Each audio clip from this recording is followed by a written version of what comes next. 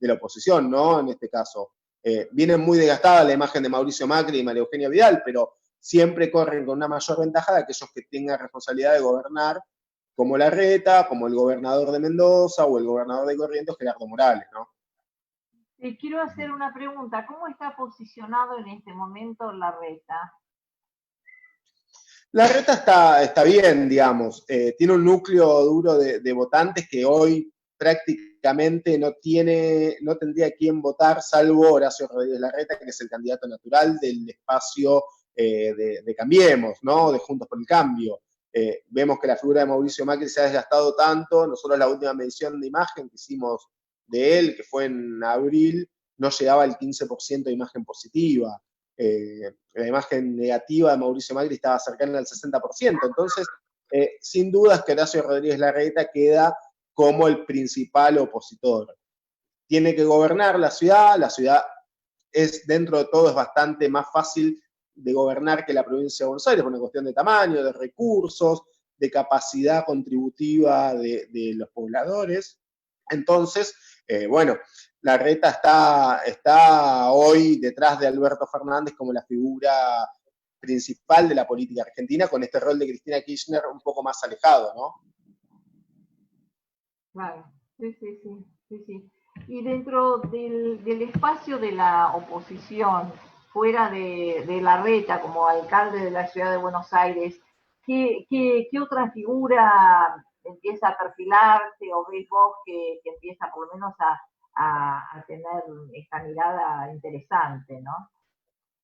Bueno, mira, lo que fue Juntos por el Cambio prácticamente fueron dos partidos principales. Uno es el PRO, en donde la mayoría de los dirigentes ha perdido la elección, ¿no? El único que ganó fue Larreta. Entonces, del lado del PRO me parece que Larreta va a ser la figura principal. Detrás de él puede estar María Eugenia Vidal, ¿no? Que se puede nuevamente reencasillar, ¿no? Detrás de Larreta, que él fue su jefe político durante muchos años. Del lado del radicalismo, bueno, vemos que hay más dirigentes, es un partido que tiene mucha más estructura, mucho más años, mucho más militantes. La única diferencia que existe entre los dos partidos prácticamente es que uno está instalado en el corazón de la ciudad de Buenos Aires, que prácticamente tiene difusión por toda la Argentina, y los gobernadores que tiene el radicalismo están muy alejados de lo que es la capital federal, ¿no? Tiene 3 gobernadores, uno en Mendoza, Suárez, otro en Jujuy, Gerardo Morales, y bueno, el gobernador de Corrientes. Pero el principal líder del radicalismo hoy es Cornejo, el ex gobernador de Mendoza, como habíamos dicho hace un rato, ¿no? No tiene la responsabilidad de gobernar, tiene una posibilidad de tener un poco más fácil, ¿no? La cuestión sin esta responsabilidad de gobierno, sin esta responsabilidad que va a tener el gobernador que él acaba de dejar, Suárez, ¿no? En Mendoza, donde empiezan a surgir problemas, como casos de coronavirus que empiezan a ver, cómo va a salir adelante la economía. Cornejo no tiene responsabilidad de eso, es senador nacional, y en el Senado va a ejercer ese rol opositor, nada más. Pero me parece que entre Cornejo y Horacio Rodríguez Larreta vamos a ver los líderes de la oposición camino al 2023, donde falta un montón de tiempo, pero creo que de esos dos van a estar ahí, alguno de los dos va a ser el candidato a presidente de ese espacio. Como para ir cerrando, porque ya la producción nos está avisando que tenemos que cerrar el bloque, ¿se pudo medir o se pudo ver esta explosión de contagios en la ciudad? Si tuvo algún impacto en la medición o en la mirada de Larreta. Sí. Bueno, nosotros esta semana estamos midiendo porque pasaron 2 o 3 cosas importantes, ¿no? Esta semana fue la salida de la gente a correr a los parques y la explosión de los parques públicos de gente, esta exposición de nuevos casos, de nuevas muertes en la ciudad de Buenos Aires. Entonces vemos que Larreta está bajando 2 o 3 puntos de imagen positiva. No es grande la baja, no es importante todavía, pero bueno, si esta crisis se acentúa, seguramente el gobierno de Rodríguez Larreta va a bajar una gran cantidad de puntos, ¿no? pero por ahora vemos que está bastante estable la situación, que sí, que han bajado tanto Kicillof como Larreta como Alberto Fernández, pero bueno, es propio lo que decía Daniel también, del desgaste y del tiempo que va llevando la cuarentena, la pandemia, y bueno, a medida que va avanzando, si no se encuentra una solución rápido, las imágenes de los principales dirigentes van a bajar, ¿no? Claro, claro. Bueno, Dani, vamos a saludar y a despedir al compañero hasta cualquier otro momento que te volvemos a convocar y seguimos charlando sobre este tema. Así que gracias por habernos acompañado y por haber participado en Arte con Arriba. Bueno, muchísimas gracias a ustedes por la invitación. Un placer. Abrazo grande, Juanpa. Hasta la próxima. Chao, hasta luego. Hasta luego. Bueno, pasaba recién Juan Pablo Ginelo, titular de la consultora Clivaje, comentando, entre otras cosas, lo que hablábamos recién cuando hicimos la presentación, cuando lo presentábamos a él, de cómo, algo que a mí me gusta mucho, que en lo que me gusta mucho trabajar, que es la comunicación en tiempo de crisis, que es algo que no es para cualquiera, ¿no? Que a veces te obliga a dar alguna pirueta sobre la marcha y a ir evaluando a ver qué es lo que nos pasa. Ayer, casualmente, mira, era un tema del que nosotros hablábamos ayer a la mañana en Patria Grande, el programa que ustedes conducen aquí en esta linda radio, que conducís vos junto a Julio López, y contábamos que algo similar le ocurría a López Obrador, que es un gran emisor, un gran comunicador, pero que ante la explosión de casos en la nación mexicana, una nación hermana que tiene 130 millones de habitantes y con unos grandes déficits, también el día a día lo obligó de alguna medida también a ir haciendo algunas pequeñas modificaciones en la lógica de su discurso, en su lógica comunicativa. Así que eso es algo muy, muy interesante, es vivir estos tiempos y investigarlo, ¿no? Investigarlos en tiempo presente. Así que vamos a seguir avanzando un poco con esto. Acá me están diciendo de Gustavo, nuestro productor, que le mandamos un saludo grande. Yo ya se lo mandé por WhatsApp a la titular de nuestra Junta Interna, a Noé Martínez, y a Ezequiel Santoro, que es nuestro conductor, que hablando de conducir, ayer tuvieron un accidente con la moto y los salieron lastimados, así que esperemos que esto los obligue a dejarlos un tiempito más en su casa. Como diría la mamá, no jodan chicos, no jodan, y quédense en su casa recuperándose de las lastimaduras. Ayer, por suerte, los dos son duros como una piedra, así que no tuvieron lesiones mayores. Sí, algunas lesiones, pero bueno, hay que cuidarse, ¿no? Hay que cuidarse de unas cuantas cosas, porque una de las cuestiones que pasa es que ahora que hay menos gente en la calle, y yo lo he experimentado porque tengo permiso para circular, la suelta, no quiero ser así como muy guarango para decir, pero la suelta de boludos es importante. La suelta de boludos no se frena ni siquiera en pandemia. El boludo que no mira la calle al cruzar, el boludo que no mira la boca calle y no frena al manejar, el boludo que en bicicleta se te tira abajo del auto en un día de calzada resbaladiza. O sea, la suelta de boludos nunca se acaba. Podríamos hacer, parafraseando algún viejo tema de los guaguancó, de ese grupo popular argentino. Y en este caso tenemos también otro economista, un economista, otro compañero del campo popular. No vamos a economizar más el tiempo, vamos a ir directamente al contacto con él. Es Juan Valerdi. Juan, ¿cómo te va? ¿Cómo estás? Acá te saludamos Adriana Cerdín y Daniel Seitún de la radio Germán Adala. Buenas tardes, es un placer hablar con ustedes. Bueno, muy bien. Bueno, Juan, venimos hablando de una serie de temas desde que empezó el programa. Este es un programa en el que hablamos habitualmente de arte y política. Recién hablamos, como para que estés al tanto, hablamos con Juan Pablo Ginelo, que también es compañero, es titular de la consultora Clivajes, acerca de cómo va cambiando esta cuestión de la comunicación en tiempo de crisis, qué es lo que va pasando con la imagen de los candidatos, qué es lo que pasa. Juan Pablo decía que esta semana estaba haciendo otro sondeo telefónico para evaluar el impacto en la opinión pública de algunos temas, como por ejemplo el bendito tema Vicentín, del que yo tengo una particular versión o visión y va a ser medio polémica. Para mí fue un error estratégico, no sé para vos. ¿A vos qué te parece, Juan? Antes aclarar una cosa, ¿cuál fue el error estratégico? ¿La intervención, la expropiación o las dos cosas? No, para mí, yo no soy economista, debería haberlo sido por haber estudiado en Esto es un tema mucho más político que económico. Sí, sí, para mí, ¿sabés cuál es la historia?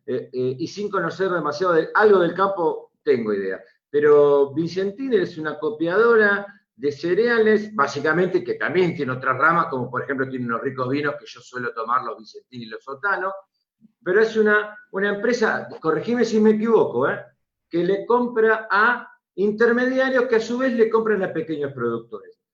Y así como en algún momento yo puse el grito en el cielo porque el Estado, por ejemplo, el año pasado o el anteaño financió la compra de autos 0 kilómetros, que en su mayoría eran de fabricación importada o de autos importados, en vez de financiar a los que pobres suscriptores de planes de ahorro que muchos compran el auto para trabajar. En este caso, yo creo que tendrían que haber ido al otro extremo de la cadena y no a esta punta. O sea, tendría que haber habido una política de apoyo, de subvención a los pequeños productores, en vez de meterse con el comercializador. Esa es mi visión, Juan. No sé a vos qué te parece. No, entiendo tu punto de vista perfecto. Hola, ¿qué tal? Y bueno, Entiendo. te preguntamos precisamente esto, ¿no? ¿Cuál es tu mirada respecto de lo que está ocurriendo? Claro, entiendo perfectamente cuál es tu visión. Yo en realidad, antes de contestarte eso, te voy a decir que lo que vos acabas de decir tiene mucho que ver con contestarle a la gente que se estaba quejando y reclamando sobre la intervención y demás de Vicentín, y no tiene en cuenta que Vicentín le debe 300 y pico millones de dólares al Banco Nación. Entonces, si toda esa gente del día de mañana se queja que no tiene crédito para comprar su casa del Banco Nación, estaría bueno que hagan un clic y se den cuenta que no tiene plata el Banco Nación para prestarle porque se la prestó a tipos que están tratando de no pagarla, como es este grupo económico. Y se la prestó además en el marco de un presidente que le estaba prestando una empresa que, además de que ya estaba con problemas financieros autogenerados, había sido el mayor aportante de su campaña. Con lo cual, yo estoy muy de acuerdo con la medida. De hecho, estoy preocupado con la forma en que se están desdiciendo, pero estoy hablando primero de la intervención. La intervención tiene que ver con que la empresa no se vacíe. Y la empresa no hay que dejar que se vacíe por muchas razones.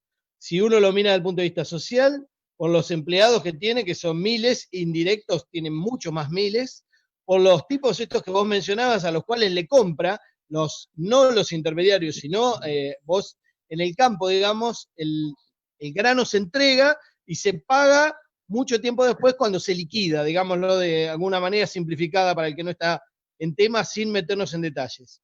Entonces, Vicentín lo que hizo es tomar un montón de granos, exportarlos y dejar el muerto. Eso es lo que estaba tratando de hacer y lo que ya de hecho estaba haciendo porque no estaba pagando. Entonces, teníamos esos dos jugadores, pero además tenemos al Estado, porque Vicentín le debe a la FIP un montón de plata, al Banco Nación.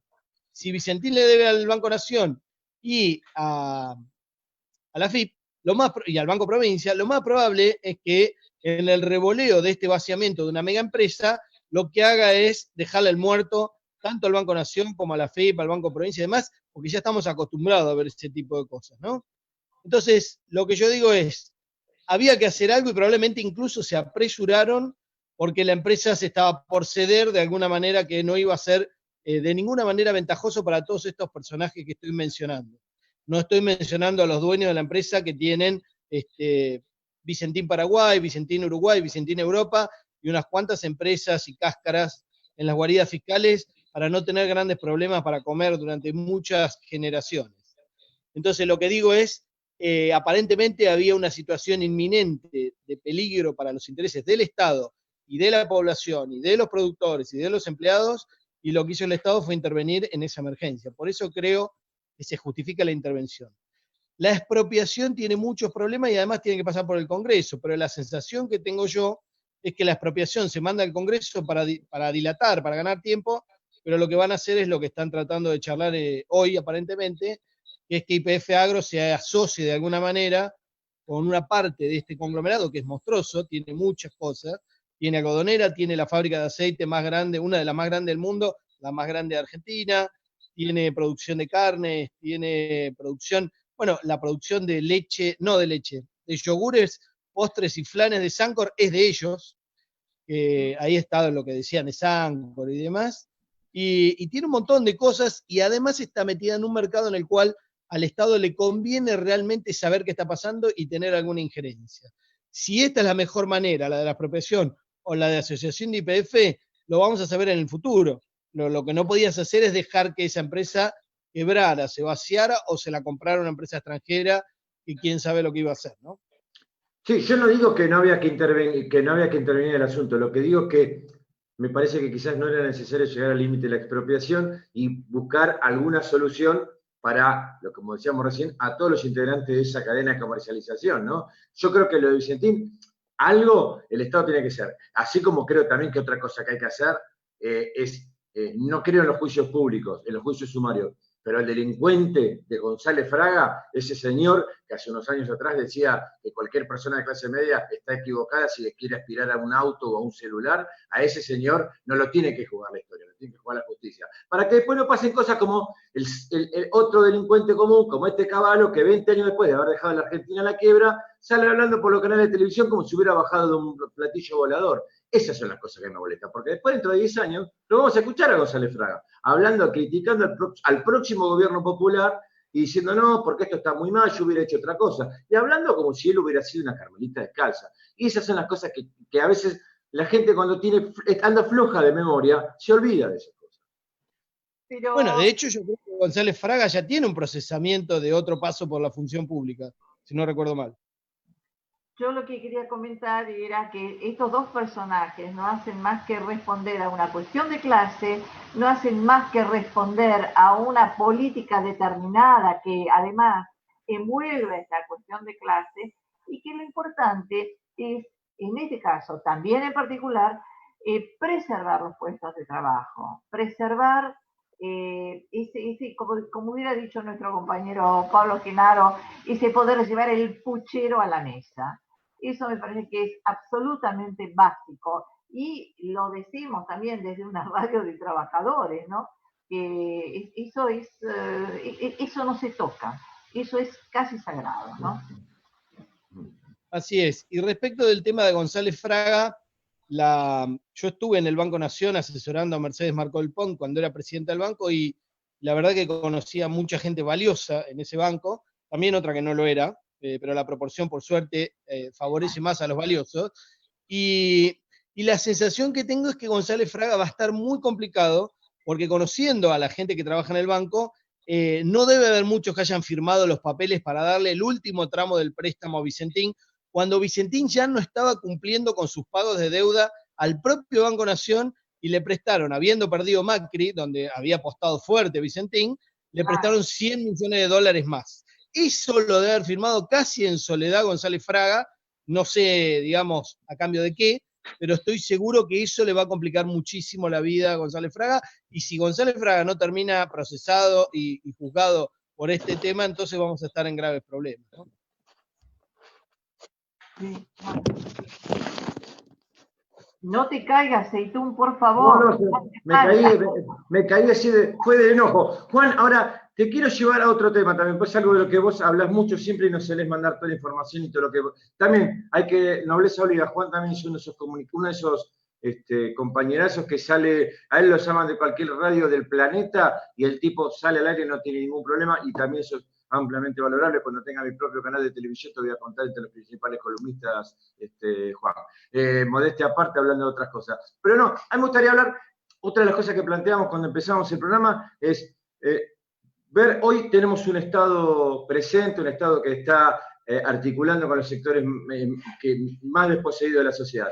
Pero en el futuro, este gobierno, y dentro de un Estado que necesita generar condiciones, primero darle una solución al tema de la deuda. Pero además, hacia el futuro, hay otro desafío, que es que para que el Estado siga teniendo fondos para poder solventar esta economía, tiene que generar recursos. Para generar recursos, tiene que tener un plan o un proyecto económico que le pueda dar una vuelta de tuerca rápido a esto. La pregunta es, vos como economista, de cómo hacemos para salir después de toda esta cuestión y de esta crisis de 4 años que venimos, de más de 4 años que venimos arrastrando, cómo hacemos en la nueva etapa para que la economía despegue y pueda haber como una especie de mayor bienestar o generar mejores condiciones económicas para el crecimiento. Mira, la analogía que mejor se me ocurre es la siguiente. Hay un escritor de libros sobre geopolítica y sobre la realidad argentina que se llama Marcelo Gullo, la verdad que es un placer leerlo y escucharlo, y él habla de la Sí. insubordinación fundante.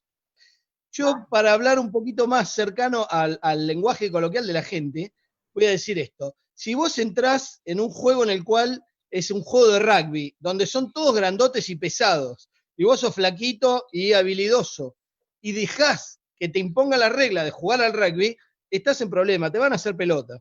Entonces, lo que tenés que hacer es patear un poquito el tablero. No te digo decir, a partir de ahora jugamos al ajedrez, pero sí por ahí lograr que decir, mira, en esta cancha, en la cancha de la Argentina, nosotros jugamos al fútbol, no jugamos más al rugby. Así que los grandotes les vamos a poner reglas y háganse habilidosos.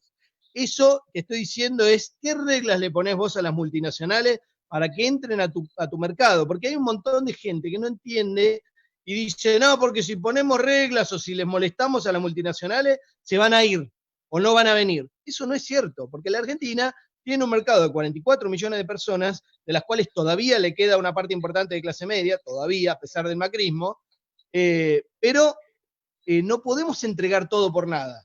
Entonces, lo que tenemos que hacer es poner reglas de juego claras. Las multinacionales le tienen mucho más miedo al que entrega todo por nada que al que pone reglas de juego estrictas y sostenibles en el tiempo. Una vez que hiciste eso, el Estado tiene que recuperar algo que desmanteló la dictadura cívico-militar, una parte del menemismo y mucho del macrismo, que es la capacidad de planificación del Estado. El Estado tiene que planificar dónde se va a desarrollar y trabajar conjuntamente con el sector privado. Todos los países que se desarrollaron hicieron eso. Desde Corea del Sur, Inglaterra, Estados Unidos, te van a decir que no lo hicieron y que el mercado y que la mano invisible, todos los versos posibles para que vos no te desarrolles y no compitas con ellos. El Estado tiene que ir codo a codo planificando con el sistema privado, pero el sistema privado y el mercado por sí mismos no planifican. Lo que hacen es tradicionalmente tender al monopolio, y eso es destructivo para todos. Entonces, planificación, regulación, y cuando sea necesario una intervención del Estado en asociaciones o poniendo su propia empresa si fuera necesario. Es el último ejemplo. En ese caso, digamos, después en su momento podrá llegar a convertirla en mixta o privatizarla. En un futuro muy lejano cuando ya esté todo acomodado. Pero lo que no podés permitir es que la planificación de cómo se va a manejar tu país la hagan las multinacionales que no tienen ningún interés en que te desarrolles. Tienen interés en saquear. Juan, quisiera preguntarte respecto del tema deuda. ¿Cómo ves eso? ¿Qué pronóstico habría? Digamos, esto es casi inmediato, ¿no? ¿Qué nos podés decir respecto de esto? Así como Aceitún es crítico con el tema de Vicentín, yo soy crítico fuerte con el tema de la deuda. Yo, desde que empezó la negociación, dije que la oferta inicial había sido extremadamente generosa y ahora estoy viendo que además están aflojando un poco más para llegar a un acuerdo. Yo estoy casi seguro que se va a llegar a un acuerdo de la deuda en los próximos días. No estoy para festejar porque si realmente empezamos a pagar en 2022 y todavía no salimos de la cuarentena después del COVID y de la pandemia macrista de 4 años, entonces estamos en problema porque no puede ser que pensemos que dentro de 2 años nos va a sobrar plata para poder pagar deuda, porque vamos a estar todavía reconstruyendo la Argentina, no desarrollándola, reconstruyéndola. Entonces, ¿qué es lo que pasa con la deuda? Que en el contexto mundial actual, un default va a ser lo normal. En los próximos meses y años, los defaults de los privados y de los estados van a ser lo normal, o renegociaciones muy violentas donde las quitas van a ser fuertes. El mismo FMI ya estaba anticipándolo antes de toda esta cuarentena y pandemia mundial y de lo que se detonó, que es una crisis económica financiera mundial, porque no es que estamos así en el mundo y en la Argentina solo por el virus. Ese es solo un detonante de una crisis económica y financiera que se venía gestando hace décadas y que mostró, digamos, de alguna manera la cabeza en el 2008. Eso se pateó para adelante y ahora se detonó. Obviamente, los países que no quieren reformar las cuestiones de fondo del sistema financiero mundial desbocado y de las guaridas fiscales, le dicen que no, que el problema acá es el virus y que vamos a reconstruirlo y entonces le dan a la maquinita servillete para darle plata a los mismos que generaron la crisis del 2008. Entonces, si eso no se reforma, estamos en problemas. Y por eso, Juan, yo creo que hoy sí. los acreedores deberían estar mucho más preocupados que cuando lo tenían a Griesa en Nueva York, que por suerte ya no está más, y cuando tenían a todo el sistema financiero mundial fortalecido. Hoy el sistema financiero mundial está tratando de no mostrar la cara y de esconderse atrás del virus. Pero eso en un tiempo se cae, esa fachada se cae, y ahí va a quedar claro que hay que discutir cómo se tratan las deudas en el mundo, y la discusión no es cediendo, sino imponiendo condiciones fuertes, ¿no? Sí, Bueno, digamos, con un cuchillo entre los dientes, ¿no? Digamos, Como una mínimo, fuerte ¿no? discusión con un cuchillo entre los dientes, claro.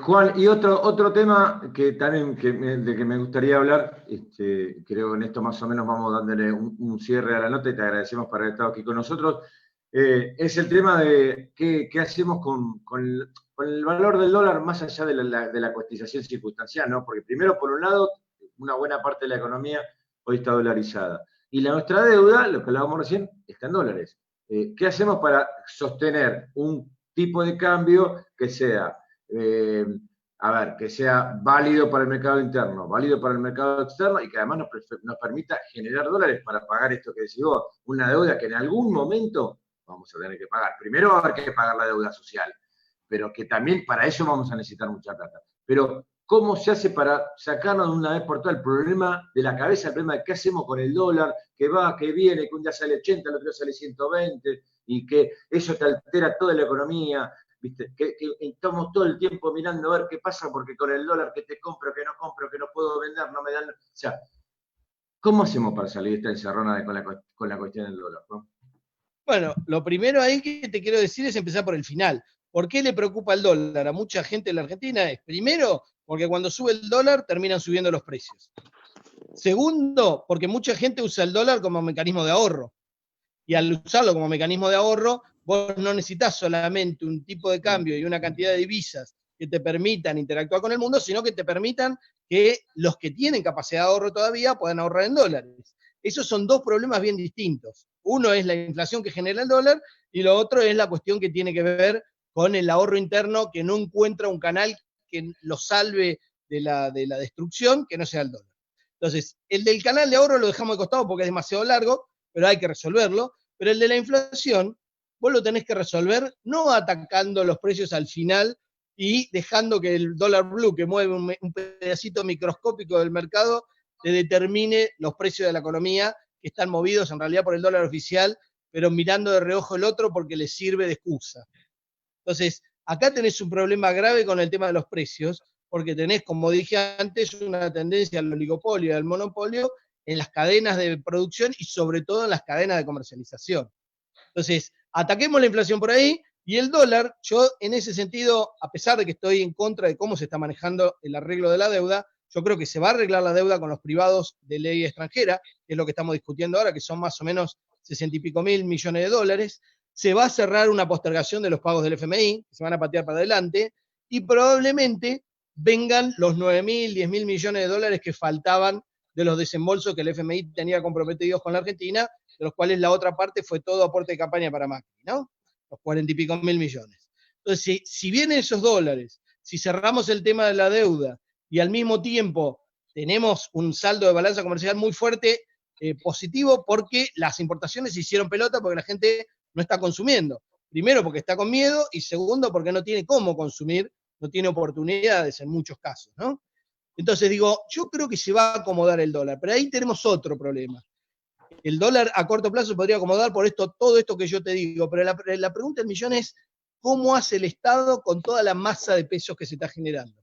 ¿Por qué? Porque la caída de la recaudación de la FIP es tremenda, como era de esperarse, hay un montón de negocios que cerraron y otros que tienen que elegir entre pagar impuestos o sueldos o proveedores, y al mismo tiempo tenés la necesidad de cubrir un montón de necesidades sociales y de las pymes y de las empresas, que para eso lamentablemente el Estado no tiene opción que no sea financiarse con la maquinita. Entonces, no voy a entrar en el juego de los ultraliberales, los monetaristas y todo, que dicen qué horror la maquinita. A mí me parece bien que le den a la maquinita, porque en este momento, si no lo hicieran, estaríamos mucho peor que ahora y muy jodido la gente, que igual hay mucha gente jodida, y muy jodido el sistema productivo y comercial. Pero el problema es, cuando empiecen a aflojar la cuarentena y empiece a normalizarse la situación en la cual la gente puede ir a buscar el dinero, puede ir a comprar blue o no, puede comprar dólares en el oficial, puede reactivarse el consumo y subir las importaciones y demás, ¿qué van a hacer con esa masa de pesos y cómo van a hacer para financiar el Estado? Y ahí es una incógnita que yo no la tengo resuelta y que no sé si Guzmán es la persona adecuada para resolverla.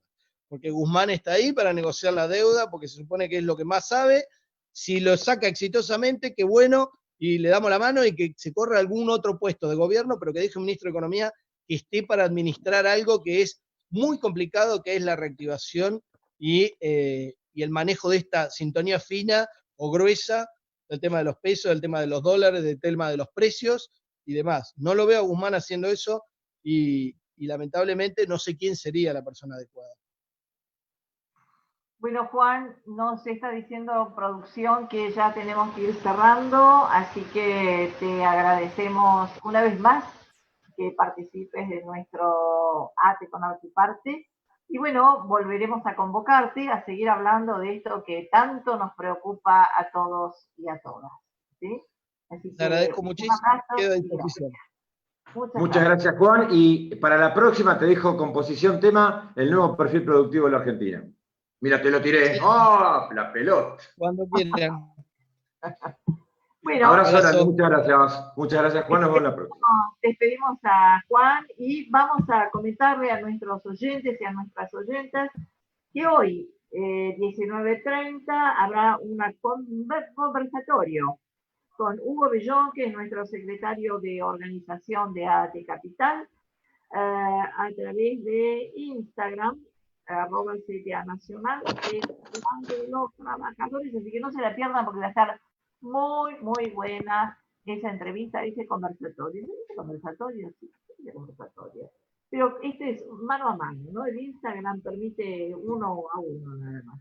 Bueno, entonces recordemos, hoy 19:30, conversación con Hugo Bellón. Nike. Dígame. Acá dice algo, está el video, pone acá. ¿Cómo se ve? Ahí está, ahí está. Ahí está. Ahí está. Ah, pero ¿qué tal los compañeros de Alvarado? Bienvenidos a nuestro programa ATE con Arte y Parte. Daniel Seitún y bueno, yo Adriana Sardín les damos la bienvenida y por primera vez la bienvenida a la compañera, así que muy bienvenida. Bueno, ha habido algunos cambios interesantes, importantes en la conducción de la PDH, hubo elecciones y bueno, ha sido nombrada presidenta por el próximo término. Así que, bueno, nosotros siempre estamos vinculados por obvias razones, tanto Daniel Seitún cuanto yo, con Miramar, básicamente, pero con todo el municipio, con todo Alvarado en general.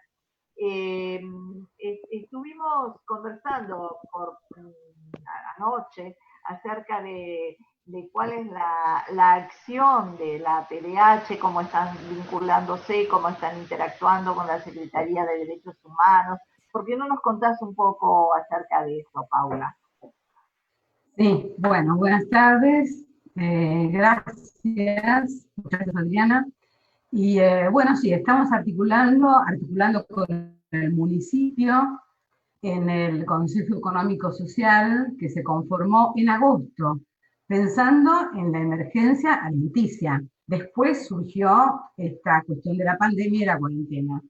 O sea que formamos parte de ese Consejo Económico Social, donde hay muchas organizaciones políticas, barriales, hay funcionarios del municipio, no conformando el Consejo, pero sí para darnos idea de en qué podemos colaborar, qué podemos hacer, cómo podemos funcionar, cómo podemos articular.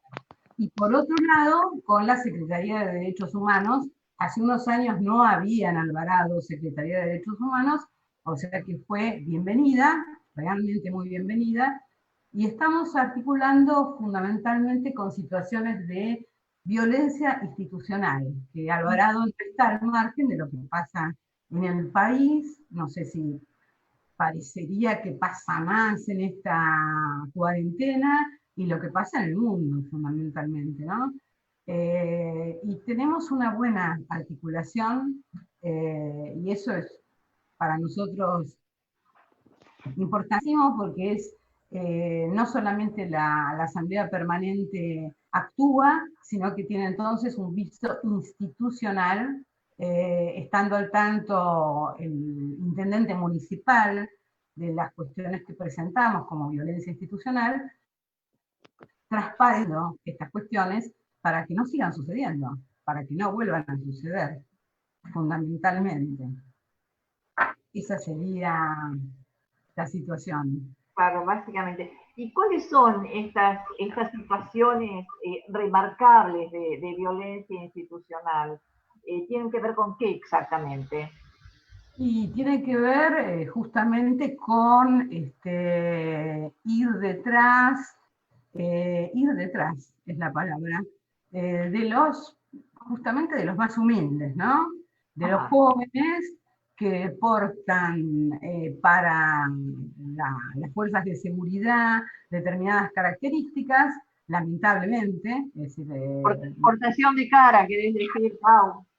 Portación de rostro, exacto, portación de rostro, la típica portación de rostro, y justamente no ejercen violencia institucional contra jóvenes que van en sus motos, en sus autos o en sus vestires diferentes corriendo por la calle, sino contra los jóvenes más humildes, ¿no? Que ya los estigmatizan y los ubican como posibles delincuentes.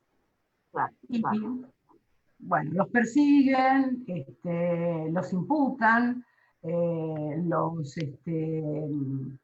ingresan en sus casas sin orden judicial.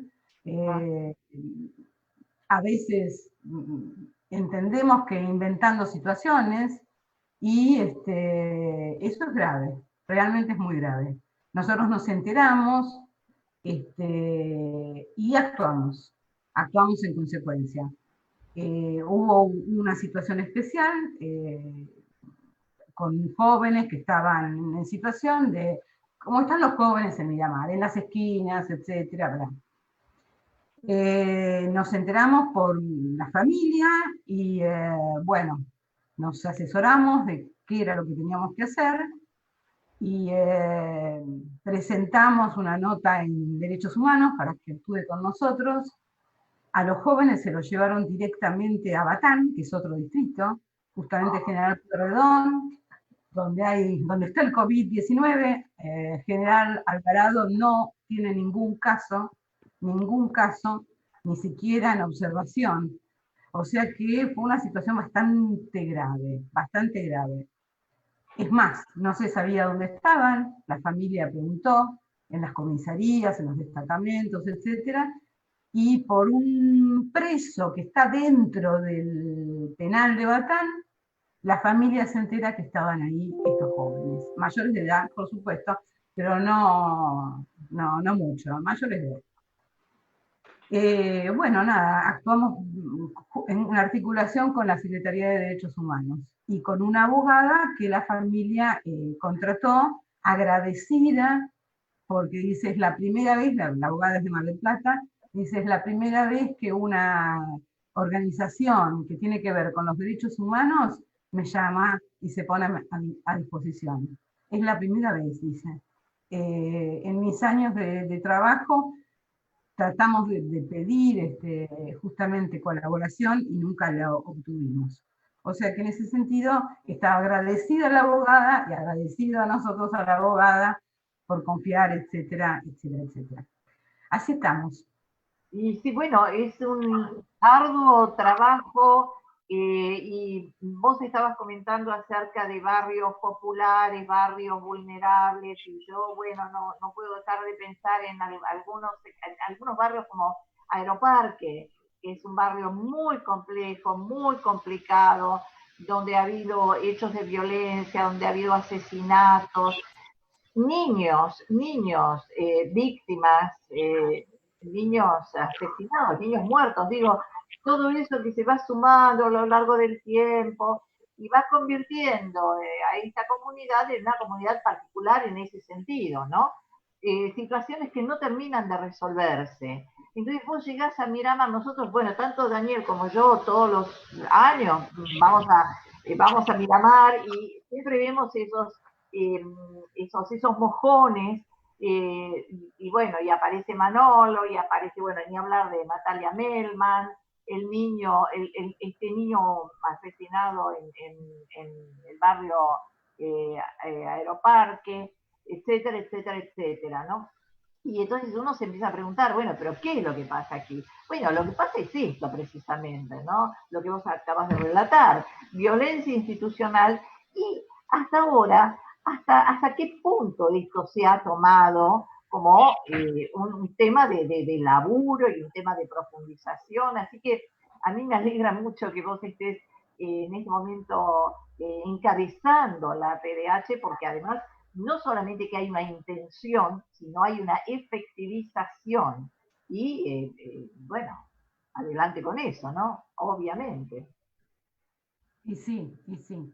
Evidentemente ponemos el cuerpo, es decir, todos.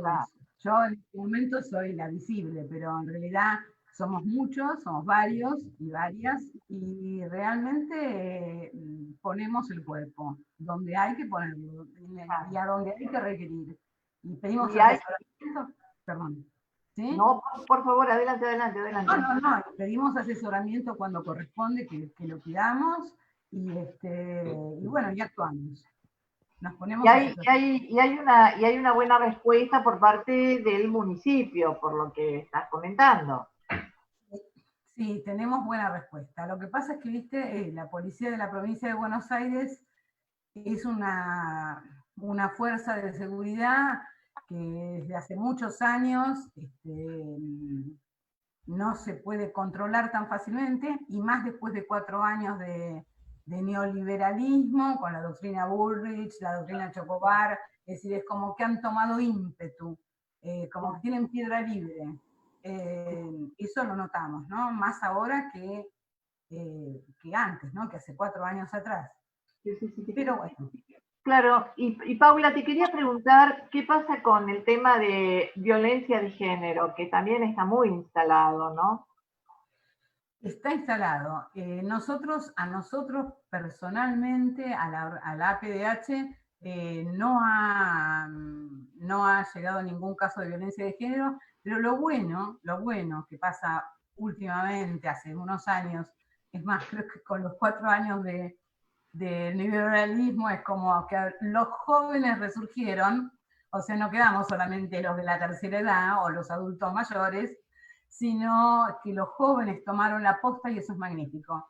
Está el movimiento de la multisectorial de mujeres, está el movimiento de Ni Una Menos, está el movimiento de jóvenes solidarios.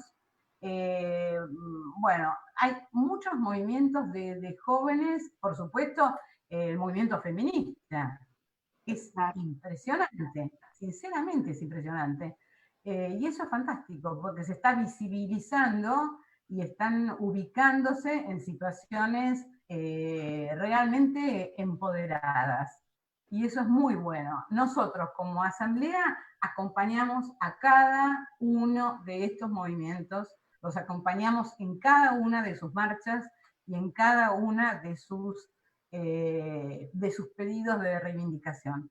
O sea, estamos al lado y saben que cuentan con nosotros para eso, por supuesto. Eso es bueno.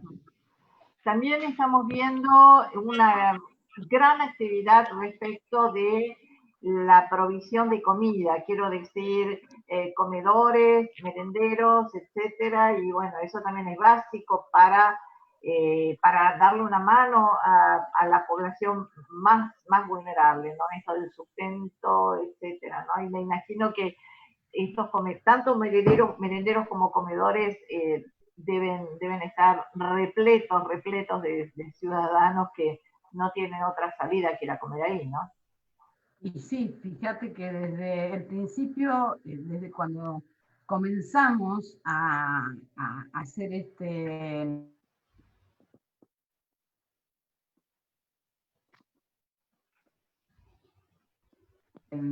agosto, ya funcionaban los comedores y merenderos dentro de las organizaciones políticas y dentro de las organizaciones barriales. con la pandemia, con la cuarentena y la imposibilidad de muchos de tener pequeños trabajos o grandes trabajos o lo que sea, se triplicaron y cuatruplicaron la cantidad de personas que van a los comedores. Ahí sí articulamos mucho con el desarrollo humano, que ha formado 7 centros de distribución para el cuidado de estas mujeres y hombres cocineros y cocineras, para el cuidado, porque realmente estaban en lugares que a lo mejor no tenían toda qué sé yo, la infraestructura necesaria como para hacer bien las cosas y cuidarlos y cuidarlas a ellos y a ellas, por supuesto. Estos centros de distribución, bueno, está el movimiento Atahualpa, Seamos Libres, Evita, Ramón Carrillo, etc. Y nosotros, por otro lado, hay compañeros y compañeras que ingresaron proyectos dentro del Consejo Económico Social que tienen que ver con una extensión cultural, con una extensión de la Universidad de Mar del Plata. Entonces hay proyectos de economía popular dentro de eso, para que no sea solamente el hecho de brindar el alimento que es imprescindible, y el buen alimento con proteínas, etcétera, sino que a su vez vaya también formando ciudadanía y que se vayan dando cuenta cuáles son todas las posibilidades que creían que no tenían y sí tienen. Yo, por ejemplo, hay un proyecto de una compañera que es economista, que es muy buena, que está en la Universidad de Mar del Plata y vive en Miramar, Graciela Franco, a partir de ella realizamos grupos de amasadoras y amasadores de toda la comunidad. Cada uno dijo, bueno, yo voy a buscar 5 o 6, y al final se sumaron como 10 en cada grupo y son como más de 7 grupos.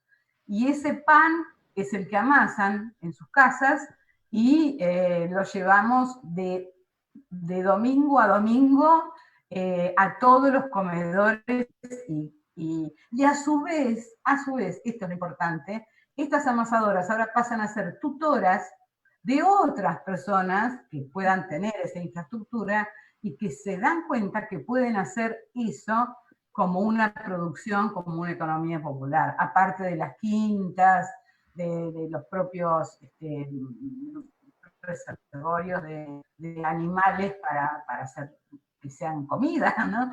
Claro, proteínas, claro, etcétera. Sí, claro. Es muy interesante, es decir, estas redes que estamos teniendo, ¿no? Tendiendo, y resultan positivas, muy positivas. Y Paula, frente a la situación de pandemia, y me imagino que con una cuarentena muchísimo más relajada que la que podemos tener nosotros, bueno, en Buenos Aires no está muy relajada, pero en otros lugares sí, se arman ferias populares, ¿está eso habilitado o todavía no están en esa fase? Todavía, hoy, en el día de hoy, el intendente anunció que entramos en la fase 5 de mayor flexibilización, justamente hoy. Muy bien. Sí, muy bien. Y a las 7 de la tarde va a dar un parte de exactamente todos los comercios o las organizaciones o los clubes, qué se puede hacer, qué no se puede hacer y de qué manera cuidadosa, porque aclaró todo el tiempo, seguimos en cuarentena, por favor, no nos relajemos, por más que no haya casos en Alvarado, nosotros dependemos, de nuestros partidos hermanos, digamos, de General Pueyrredón, de Balcarce, de Necochea fundamentalmente, de Olavarría, Necochea, que se dieron estas situaciones tan absurdas, ¿no?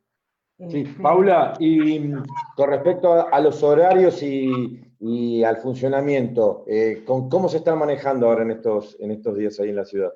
Bueno, hasta ayer Sí. se abrieron la mayor cantidad de negocios con un protocolo determinado, de entrar una persona por vez, esperar que salga, entra la otra, te ponen alcohol en las manos, entras, hay vidrios que separan a los cajeros de los lugares, hay menos gente en los, por ejemplo, las instituciones que están abiertas, en las instituciones, digo, ARGA, por ejemplo, PAMI, etcétera, hay menos personal, evidentemente están cuidando a las personas que puedan llegar a estar en riesgo, y el horario en donde se les había permitido trabajar era desde las 10 de la mañana hasta las 4 de la tarde. A las 4 de la tarde, sí. Y Paula, y en el intercambio que vos decías con Necochea, pero yo conozco mucha gente que habitualmente va a trabajar a Mar del Plata. ¿Se normalizó eso? Porque el ingreso a la ciudad está complicado, si no tenés domicilio en Miramar. No. Hay retenes, por supuesto, en cada entrada de General Alvarado, en cada entrada hay retenes donde con la aplicación del programa Cuidar, más el certificado de que vos trabajás en Mar del Plata, o brindás un servicio en Mar del Plata, o Mar del Plata para acá, está permitido. Por supuesto, a ver, los camiones, por ejemplo, que entran a General Alvarado desde Mar del Plata, porque tienen que entrar, no tenemos alternativa, desde caños de desagüe hasta alimentos, hay todo un sistema de, ¿cómo se llama?, saneamiento, vamos a decir, de esos camiones, etc. Está correctamente hecho, realmente está correctamente hecho, muy respetuosos, realmente muy respetuosos. A los que no saben se les explica cómo se realiza la aplicación para tenerla en el teléfono, los que tienen teléfono, por supuesto, si no será un papel. Está posibilitada, es decir, el hecho de una emergencia médica que hay que tratarse por alguna especialidad específica que no esté acá en Alvarado, con la aplicación, más en el teléfono también, la cita médica, la hora, etcétera, podés concurrir. La gente puede hacerlo. Por supuesto se le toma la temperatura cuando vuelven, cuando salen, etcétera. Todas esas cuestiones están bastante bien realizadas. Te cambio de tema. Está lindo el clima hoy, ¿no? Ahí me estaba fijando en el pronóstico. Hace más calorcito que en Buenos Aires, me parece. Está lindo el clima, sí, exactamente. Está muy lindo el clima hoy, el cielo estaba celeste. Tuvimos días muy feos, con mucha humedad, terrible. Mucha lluvia, Carlos, me han contado. Unas lluvias terribles, un temporal de aquellos, pero hoy, por ejemplo, es un día muy lindo, muy lindo. Ese es el parte meteorológico por supuesto, faltaba más. Nunca falta. Por supuesto, Paula. Pero ojo que el fin de semana, yo te lo digo, no porque sea un adivino, sino porque me fijé en el pronóstico, se viene el frío como de la misma manera que viene en la ciudad de Buenos Aires. Se viene el frío desde el sur, así que se viene lluvia y frío para el sábado. Yo les aviso, así que vayan sacando la frazada, prendan de nuevo el hogar, las estufas, que se viene el fresquete manolete, ojo, yo aviso. Sí, eso es verdad, es verdad. ¿Sabés cómo empezó este programa? Me dice Daniel, saca el plush, porque se viene el frío, y me causó mucha gracia eso del saca el plush porque se viene el frío. Quería hacerte un comentario, y es que estuve viendo algunas modificaciones, algunas nuevas instancias en el hospital de Miramar respecto de la terapia intensiva, lo cual, bueno, es un salto en calidad a la espera, bueno, esperemos que a la espera de nada, porque si hasta ahora no hubo casos de COVID, bueno, hacemos votos para que no los haya, pero bueno, están preparados como para recibir eventuales pacientes. Sí. Está, por lo que dice el secretario de Salud, no lo hemos verificado, o sea que voy a creer en su palabra. Vi algunas fotos. Yo también vi algunas fotos, y hay 7 respiradores, está preparado el hospital prepararon muy bien el sector de terapia intensiva. Tenemos lugares que ya se dijeron de entrada que pueden colaborar con el hospital, como ser el Polideportivo Néstor Kirchner y las 2 escuelas agrarias, que tienen cocina, tienen laboratorio, tienen camas, etcétera, etcétera, etcétera. Está pensado como para eso, como para una situación de urgencia que yo también, y muchos, todos, esperamos que no se dé. Claro. Bueno, esperemos que no se dé, Adri, y hablando de respiradores, tenemos que salir del aire. Bueno, muy bien. Muchísimas gracias y muy buenas tardes a la exposición. En otro momento, Paula, a esta altura del año, Dan y yo estaríamos preparándonos para ir de visita a Miramar. Este año no va a ser posible, pero bueno, seguramente en el verano ahí nos tendrán como tantos veranos.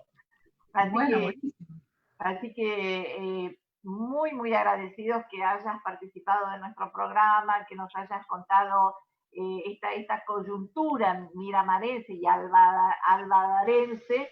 Queremos saludar a través tuyo también a Héctor, que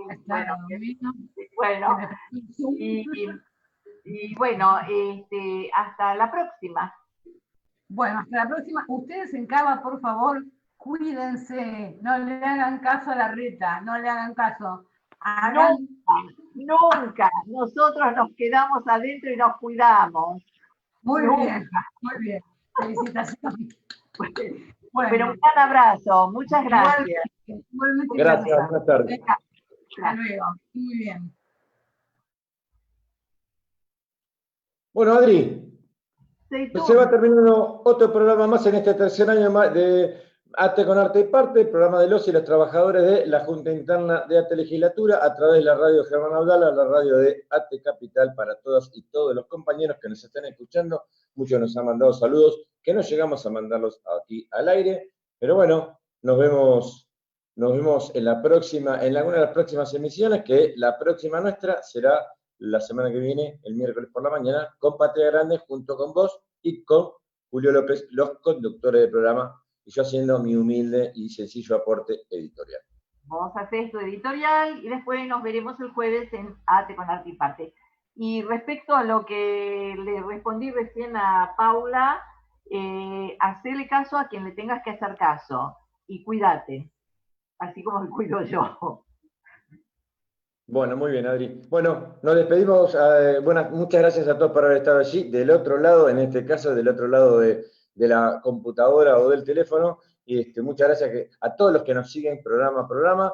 Nos vemos la semana que viene. Un beso grande y a cuidarse, a quedarse en casa la mayor cantidad de tiempo posible. Y si hay que salir, hay que tomar todos los extremos, todos los cuidados más extremos posibles. Bueno, gracias. Abrazo y hasta la próxima. Hasta la próxima. Chau, chau.